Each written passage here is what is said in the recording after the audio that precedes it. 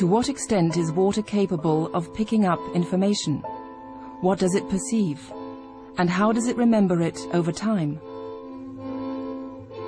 The Aerospace Institute in Stuttgart has discovered a relatively simple way of making the structure of a drop of water visible.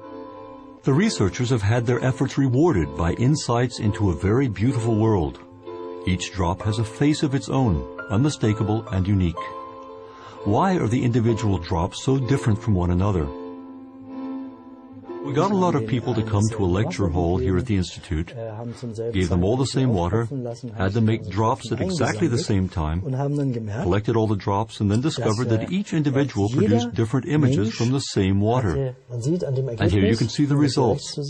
Here on the right you can see that the images of the individual students are different, but those made by a given student are all quite similar. This is the work of the first experimenter, this one here from the second, this from the third, and this from the fourth. Individually they can quite easily be reproduced, but you would never have thought that they were all from the same water, because when you compare the images from the different people, you see some big differences. Then we undertook experiments to find out whether things changed when we put something into the water. A real flower was placed in the water.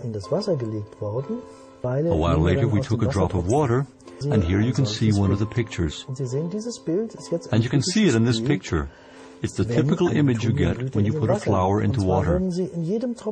You could recognize the flower in every single drop in this glass, of course. That can be reproduced and has significance. And if you were to put a different flower in here, for example, a Sweet William flower, then all the drops of this water would look like Sweet William.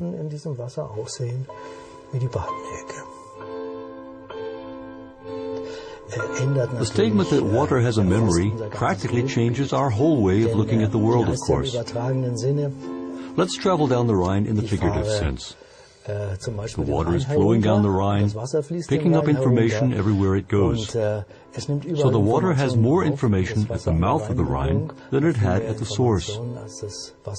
And the Dutch, living at the mouth, when they drink that water, they're also drinking all that information.